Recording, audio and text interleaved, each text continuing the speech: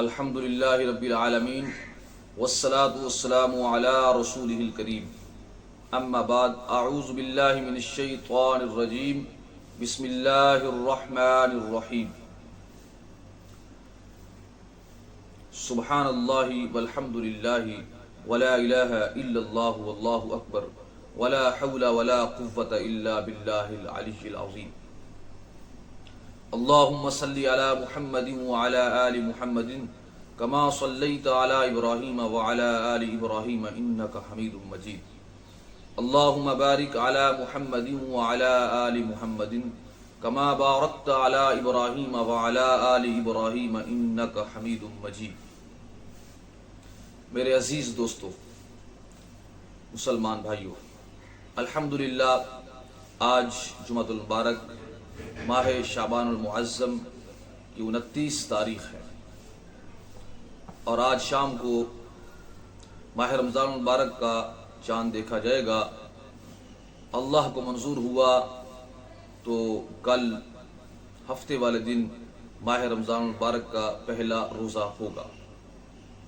اسی حوالے سے آج کی یہ ویڈیو ہے، آپ نے یہ ویڈیو مکمل دیکھنی ہے اور دوسرے لوگوں تک بھی پہنچانی ہے۔ نبی کریم رؤوف الرحیم صلی اللہ علیہ وآلہ وسلم نے جب ماہ رمضان المبارک کے روزے فرض فرمائے اللہ کے حکم سے، تو آپ صلی اللہ علیہ وآلہ وسلم نے ماہ رمضان المبارک کے شروع ہونے کا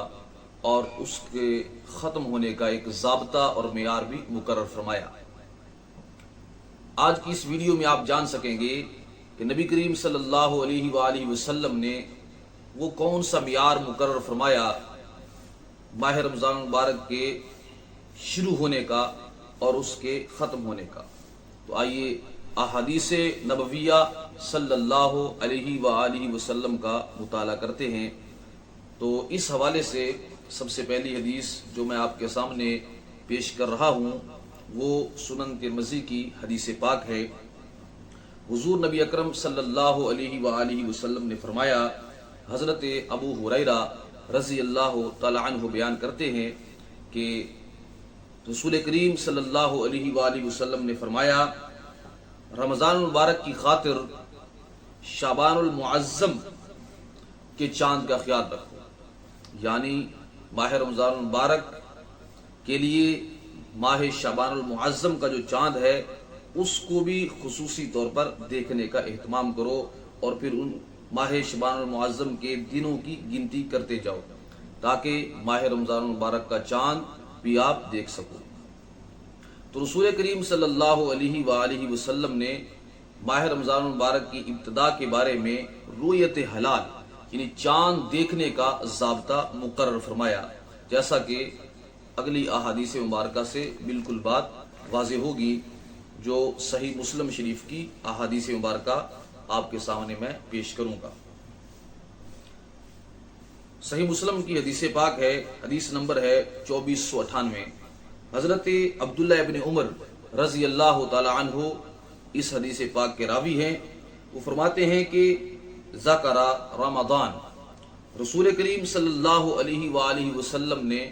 ماہ رمضان المبارک کا ذکر فرمایا تو فرمایا فقال لا تصوموا حتى تروا الهلال، فرمایا کہ روزہ نہ رکھو جب تک کہ چاند نہ دیکھ لو، ولا تفطروا حتى تروه، اور روزہ افطار نہ کرو یہاں تک کہ چاند دیکھ لو۔ تو رسول کریم صلی اللہ علیہ وآلہ وسلم نے ماہ رمضان المبارک کی ابتدا اور اس کی انتہا کا بیان فرما دیا۔ فرمایا کہ ماہ رمضان المبارک کو شروع نہ کرو، روزہ نہ رکھو جب تک کہ چاند نہ دیکھ لو، اور اسی طرح فرمایا کہ عید نہ کرو، ماہ رمضان المبارک کا روزہ بند نہ کرو جب تک کہ ماہ شوال کا چاند نہ دیکھ لو۔ پھر آگے ارشاد فرمایا فَإِنْ أُغْمِيَ عَلَيْكُمْ فَاقْدُرُوا لَهُ، پھر اگر مطلع ابرالود ہو یعنی بادل ہو، چاند نہ دیکھا جا سکے تو فرمایا کہ پھر اندازہ کر لو، یعنی تعداد پوری کر لو، مہینہ مکمل کر لو اور اس کے بعد روزہ شروع کرو۔ اگلی حدیث پاک حدیث نمبر 2499۔ حضرت عبداللہ ابن عمر رضی اللہ تعالیٰ عنہ سے ہی روایت ہے، فرماتے ہیں کہ رسول کریم صلی اللہ علیہ وآلہ وسلم نے اپنے دونوں ہاتھوں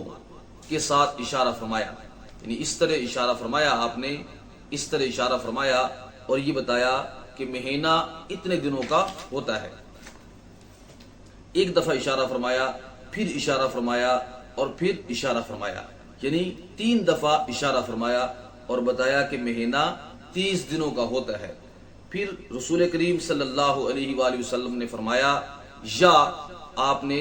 تیسری دفعہ انگوٹھا بند کر کے فرمایا کہ یا اتنے دنوں کا ہوتا ہے، یعنی 29 دنوں کا ہوتا ہے۔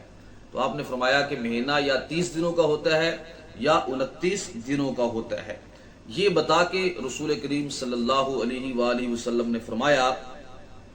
چاند دیکھ کر روزہ رکھو، چاند دیکھ کر روزہ رکھو اور چاند دیکھ کر ہی روزہ افطار کرو،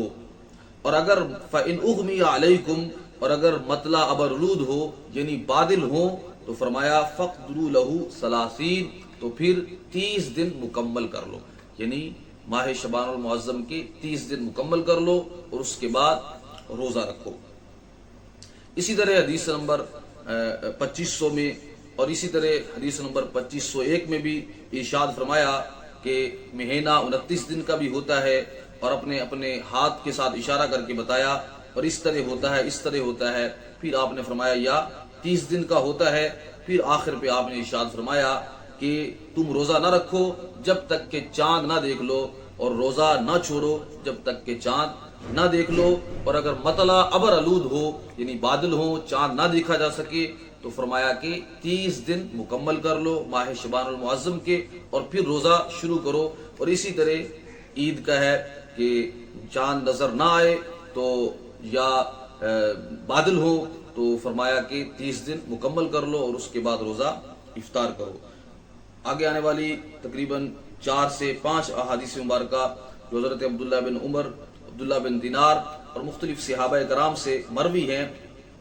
اور 10 احادیث اور بھی ہیں، جن سب کا مفہوم یہی بنتا ہے کہ رسول کریم صلی اللہ علیہ وسلم نے فرمایا چاند دیکھ کر روزہ رکھو اور چاند دیکھ کر ہی روزہ افطار کرو، ورنہ 30 دن مکمل کر لو۔ اگر مطلع ابرلود ہو یعنی بادل ہو، چاند نہ دیکھا جا سکے، تو پھر 30 دن مکمل کرو اور اس کے بعد روزہ شروع کرو۔ یہاں پہ دوسرا سوال یہ ہے کہ ہر شخص کو چاند دیکھنا ضروری ہے،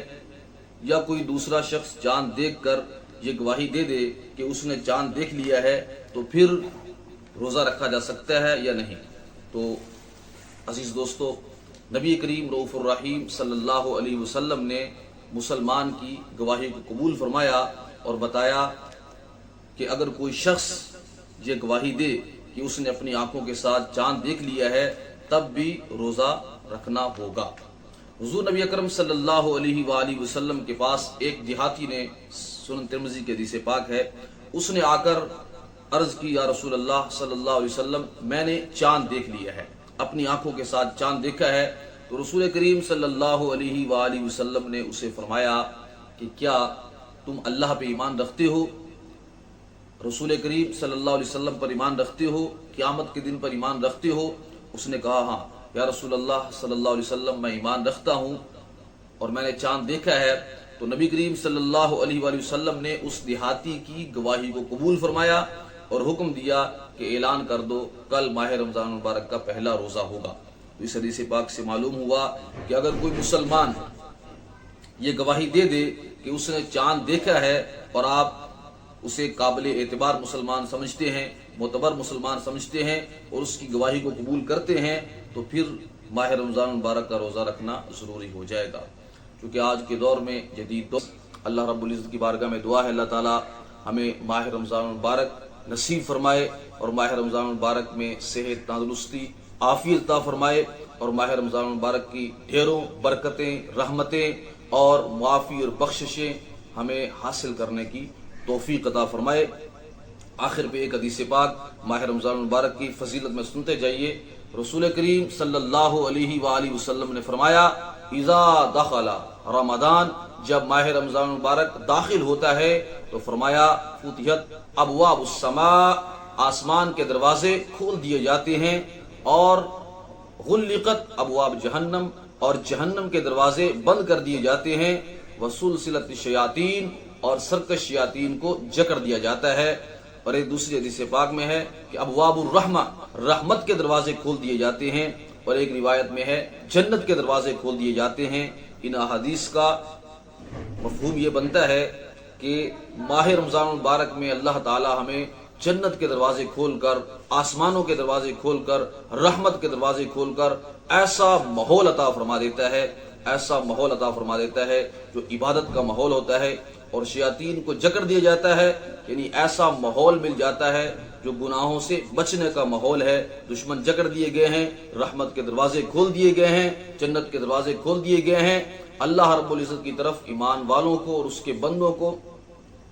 یہ صدائیں ملتی ہیں کہ جتنا ہو سکتا ہے وہ اللہ کی طرف بڑھیں، اللہ کی طرف بڑھنے کی کوشش کریں، اور اللہ کے جتنا قریب ہونے کی کوشش کر سکتے ہیں ماہ رمضان مبارک میں کوشش کریں۔ اور جو شخص ماہ رمضان مبارک کے اندر بھی گناہوں سے باز نہیں آتا ہے، یقیناً وہ بڑا ہی بد نصیب شخص ہے۔ آج ہی کے دن سے ہمیں یہ عزم کرنا چاہیے، یہ مکمل طور پہ ارادہ کرنا چاہیے، پختہ عزم کرنا چاہیے کہ ماہ رمضان مبارک میں ضرور ضرور اللہ رب العزت کی بخشش، مغفرت اور اس کی طرف سے رحمتیں حاصل کرنے کی حتی الامکان کوشش کریں گے، اور گناہوں سے بچنے کی مکمل کوشش کریں گے، اور پوری طرح ماہ رمضان المبارک کی برکتوں کو حاصل کرنے کی کوشش کریں گے۔ آمین بجاہ النبی الامین۔